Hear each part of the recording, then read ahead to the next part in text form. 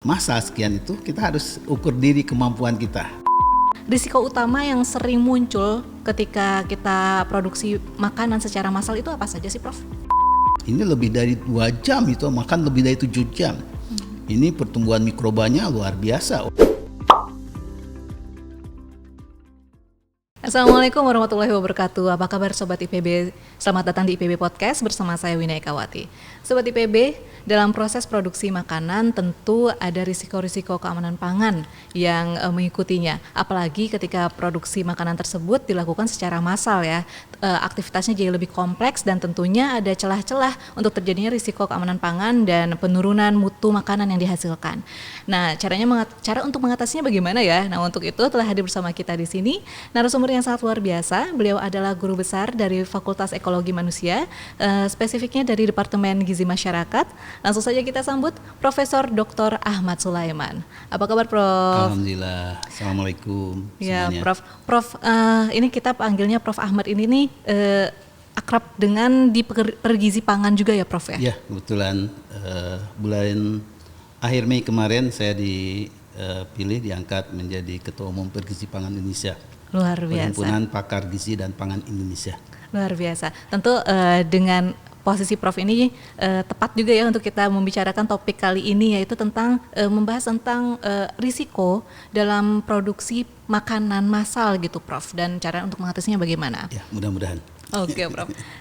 Sebenarnya Prof, langsung saja nih Prof ya kepada pertanyaan pertama. Risiko utama yang sering muncul ketika kita produksi makanan secara massal itu apa saja sih, Prof?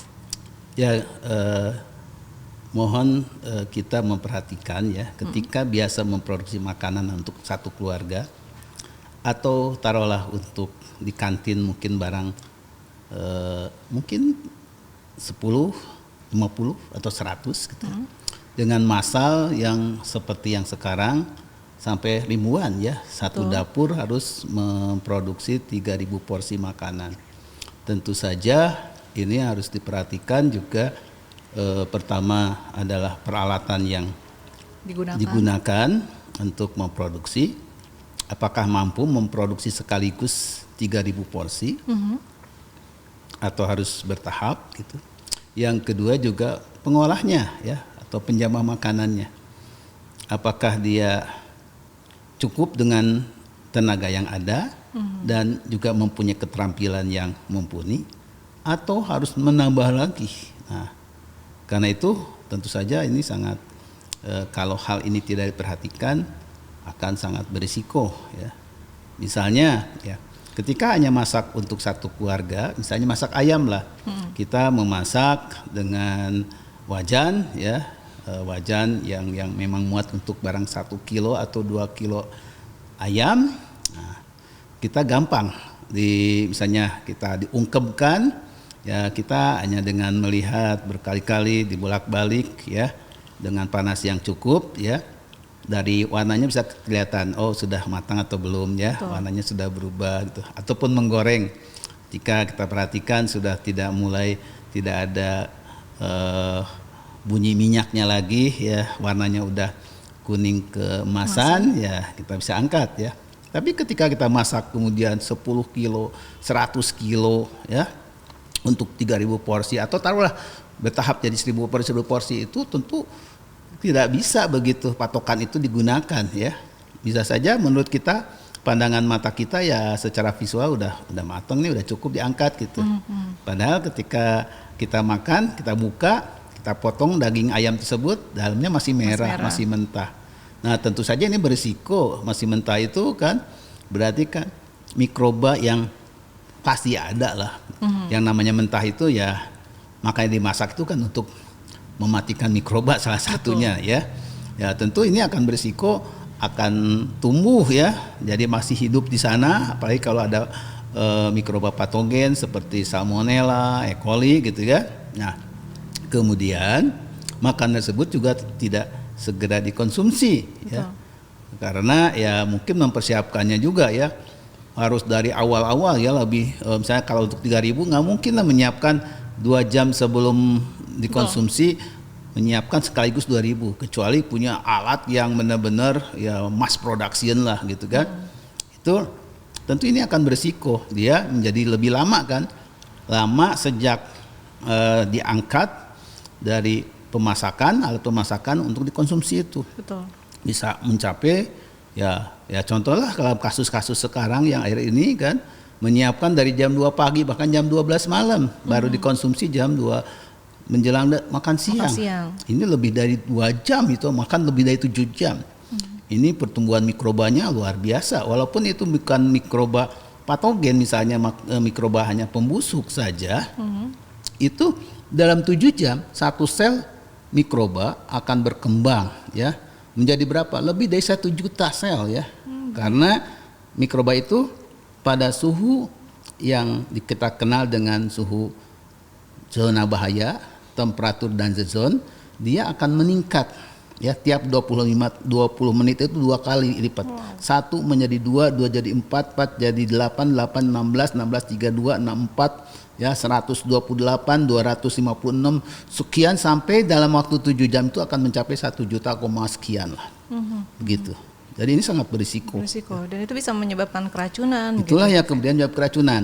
Belum juga karena itu kan faktor kurang masak. Kedua, holding time jadi terlalu lama. Ketiga juga karena menggunakan tenaga yang banyak ya, yang kita tidak tahu juga dia ngerti nggak tentang higiene sanitasi. Nah itu sangat berisiko. Betul. Tambah kontaminasi dari karyawan. Ini tentu sangat membahayakan gitu ya. Makanya sebelum kita memproduksi massa sekian itu, kita harus ukur diri kemampuan kita, kemampuan dari sarana prasarana, ya, kemudian kemampuan dari penjamahnya, pengolahnya juga, begitu ya. Kemudian berapa lama yang kita butuhkan maksimal untuk bisa sampai ke konsumen yang akan mengkonsumsinya. Baik, berarti memang ada banyak sekali aspek yang perlu diperhatikan ya Prof ya ketika kita memutuskan untuk menyanggupi untuk memproduksi makanan secara massal, begitu ya Prof ya. Dan tadi Prof juga sudah sampaikan bahwa ya tentu ada risiko perkembangan mikroba dan lain sebagainya ketika si makanan ini kita anggap sudah masak tapi ternyata belum melalui proses masak dengan benar gitu, dengan baik. Selain dari bisa munculnya mikroba dan lain sebagainya, produksi makanan secara massal ini tuh bisa mempengaruhi kualitas kandungan gizi dari makanan yang dihasilkan nggak sih Prof? Jelas ya, jelas ini akan mempengaruhi ya. Jadi bisa makin buruk bahkan ya. Bahkan juga beberapa masakan karena tidak cukup prosesnya, tidak mencapai suhu yang kita harapkan ya untuk bisa masak itu, bisa malah mungkin daya cernanya juga berkurang ya. Karena ya terus saja mungkin kan beberapa protein, beberapa komponen zat gizi itu justru harus dimasak untuk zat gizinya itu bisa kita serap dengan baik. Ya. Ada beberapa jangan terlalu matang juga gitu. Kalau terlalu matang malah berkurang. Jadi akan sangat berpengaruh. Belum juga tadi adanya mikroba yang justru itu karena menjadi ada mikroba, makanan menjadi tidak aman. Karena tidak aman dia tidak bisa dikonsumsi. Bukan lagi makanan. Unsafe food is not food. Artinya asupan gizinya jadi berkurang juga karena dia nggak bisa masuk ke dalam mulut kita, ke dalam tubuh kita, begitu. Nggak bisa dikonsumsi, begitu ya, Prof ya. Oke. Dan tadi kan kalau saya tangkap, kita tuh nggak bisa menjadikan patokan ketika kita memasak dalam porsi sedikit gitu ya, Prof ya.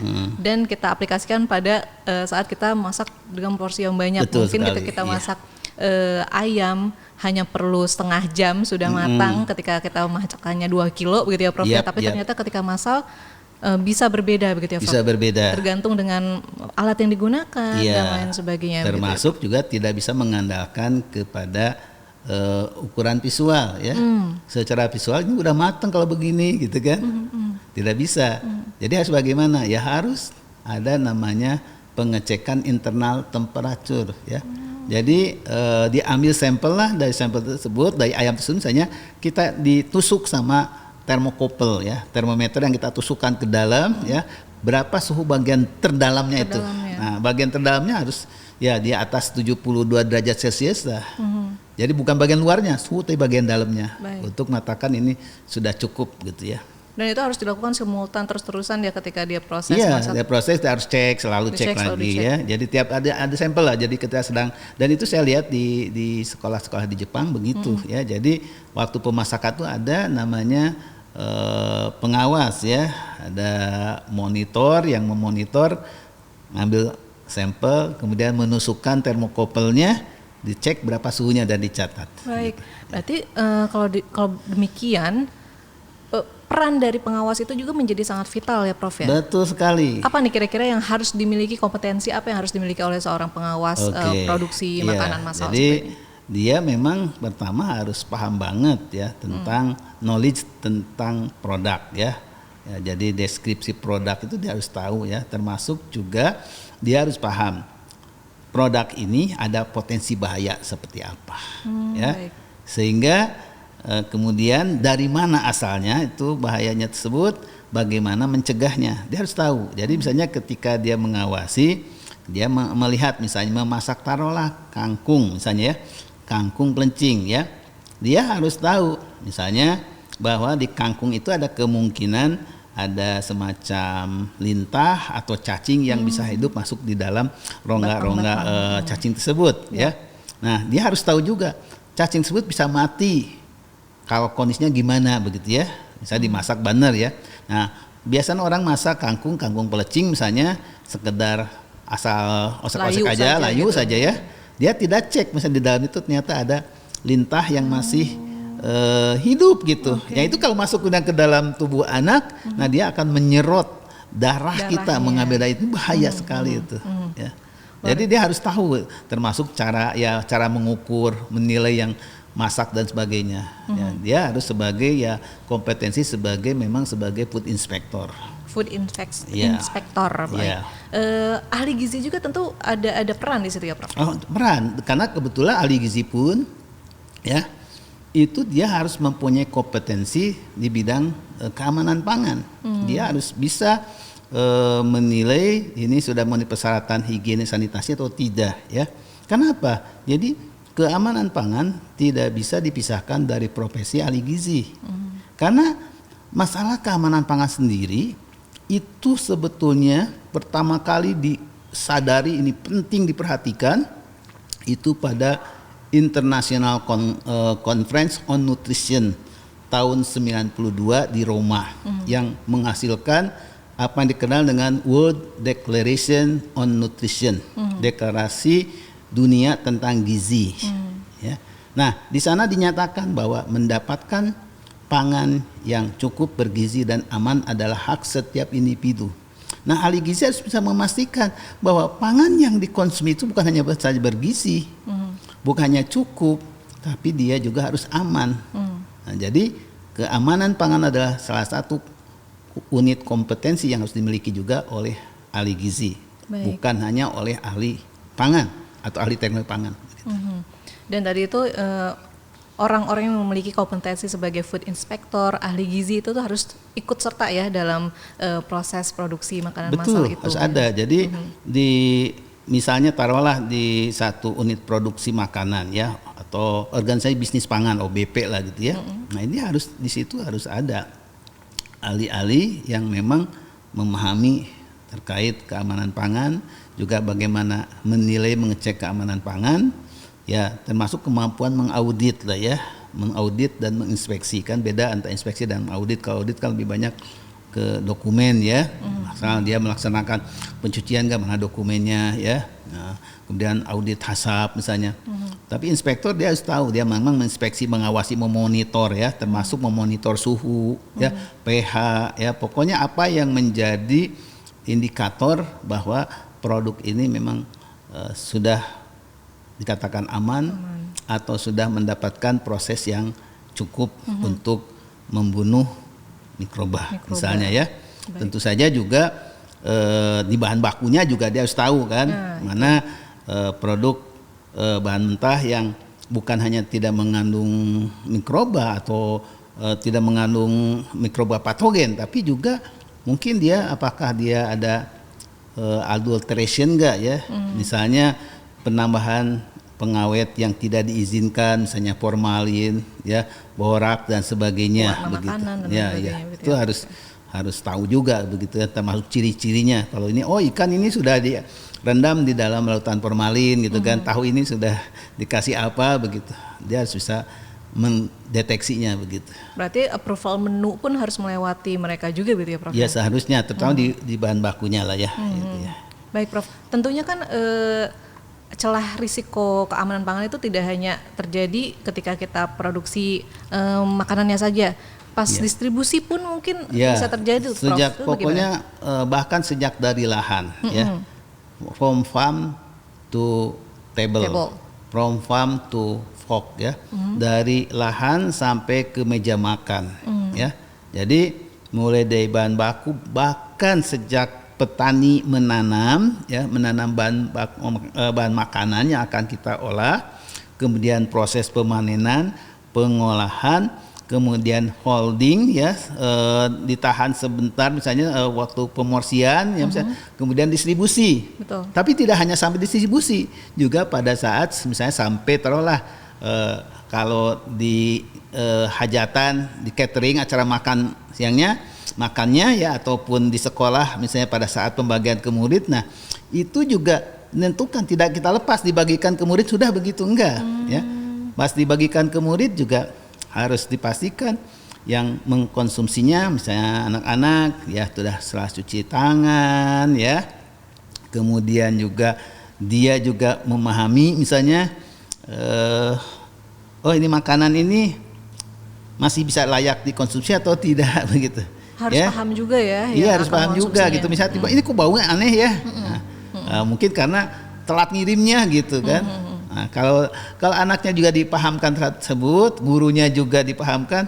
Oh ini kelihatannya udah ada bau asing. Oh ini ada kelihatannya ada rambut, ada apa begitu. Nah, itu harus. Menarik, berarti kita juga sebagai konsumen begitu ya, konsumen catering atau konsumen mungkin adik-adik kita yang ada di sekolah gitu juga harus diberi apa ya, pelajaran atau edukasi gitu ya Prof ya, bahwa makanan mana sih yang masih layak untuk dimakan. Ya termasuk juga misalnya dia harus dihabiskan di situ. Nggak boleh misalnya saya mah masih kenyang dibawa ke rumah aja gitu. Oke. Nggak bisa gitu ya. Oh saya ingat sama adik saya nih, adik saya juga lu makan ingin mau nyobain gini, dibawa bekal, nggak bisa, belum tentu sekarang aman, pas dibawa pulang ke rumah masih aman tidak.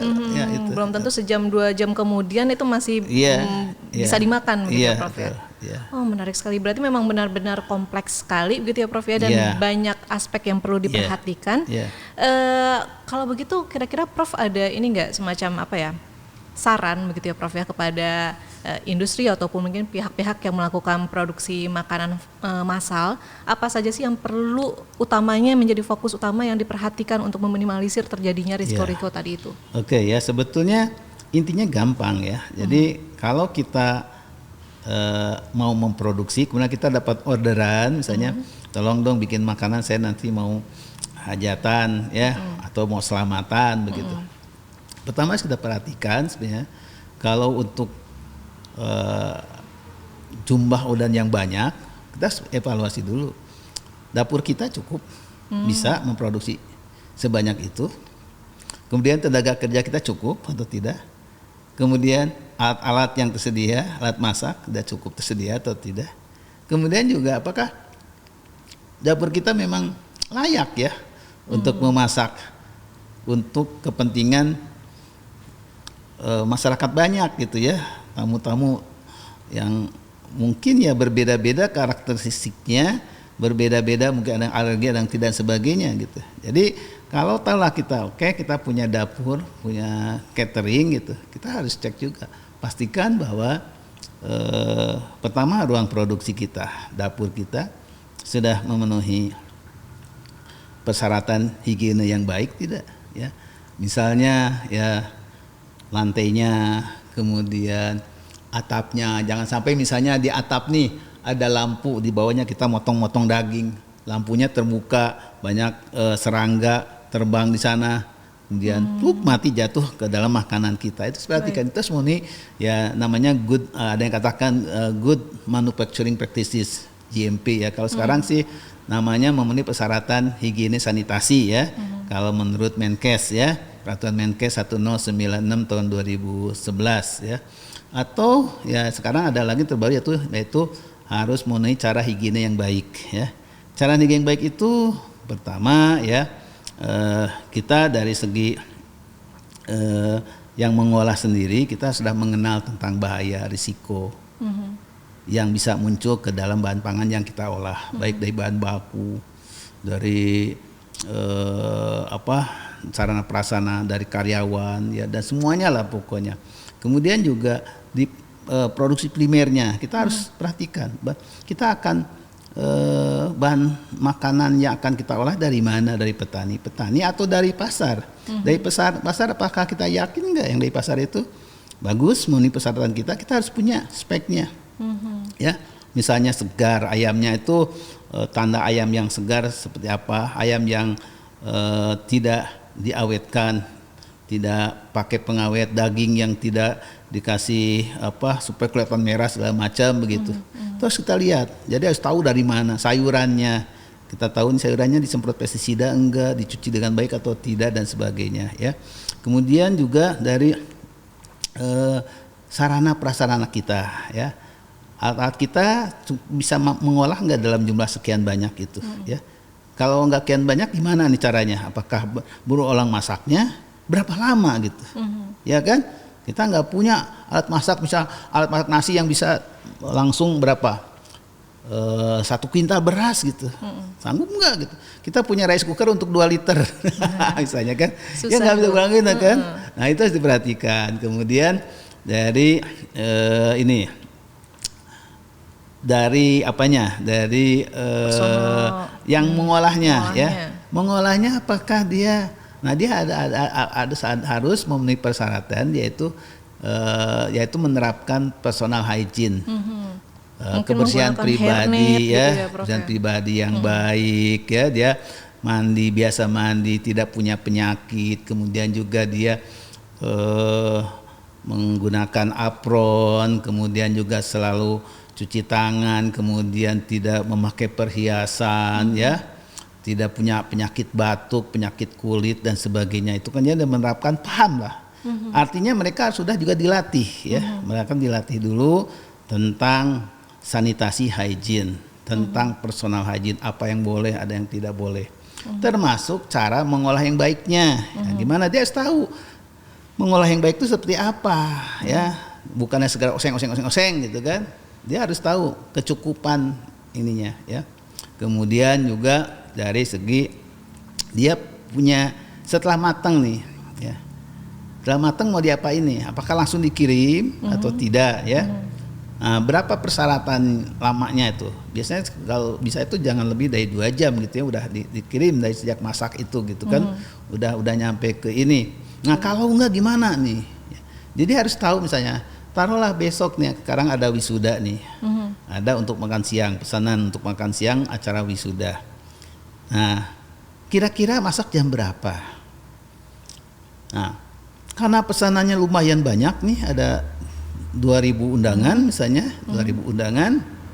Nah, kita nggak mungkin lah kalau misalnya hari pagi ini masak, ada menunya, ya kita juga pintar memilih menu yang tidak berisiko lah. Menunya ada semur, ada rendang, goreng ayam dan sebagainya. Mungkin nggak masak kalau pagi-pagi rendang segala macam, di pagi ini aja masaknya gitu, mungkin nggak? Mungkin nggak keburu, ya. Boleh dari kemarin masak rendang segala macam, ya. Pokoknya udah siap, simpen di lemari pendingin, ya, semalam itu. Pagi itu tinggal manasin. Nah, manasin pun bukan sekedar hangat, manasin ya seperti pasteurisasi lah. Jadi harus cukup panas, dicek suhu ininya mencapai berapa menit ya, berapa termometernya ya. Nah, kemudian juga setelah itu kan tetap harus selalu dicek ya. Dia juga kalau perlu ya, setelah apakah kan pemorsian ya. Nah, waktu memorsikan juga kita, nah gimana nih? Ini ada beberapa mungkin makanan yang memang harus kita jaga panas. Ya. Ya, berarti apa? Ya, kalau itu acara misalnya à la carte atau prasmanan ya, kayak di pernikahan gitu kan, maka ya harus disediakan apa namanya benmeri ya. Benmeri itu adalah untuk menjaga makanan yang panas tetap panas. Jadi misalnya ada capcay, ada semur ya disimpan di wadah yang di bawahnya ada pemanas uap ya, yang suhunya dipertahankan di atas 60 derajat, dijaga gitu ya.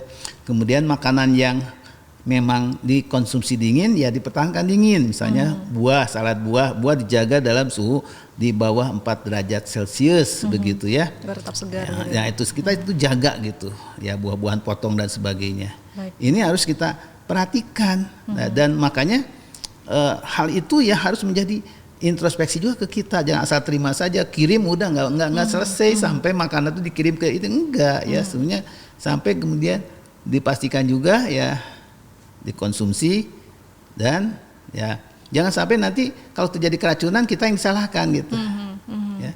Ini tanggung jawabnya besar gitu ya Prof ya, karena kita memberi makan untuk sampai ribuan orang gitu ya Prof betul, ya. Tentu harus memahami juga kesanggupan kita. Ya termasuk itu kan, misalnya kalau kita dalam bentuk lunchbox, pastikan juga box yang kita gunakan aman enggak nih, jangan sampai diambil dari lemari, di dalamnya udah lama ada kecoa berkeliaran di sana, tidak kita lihat ya.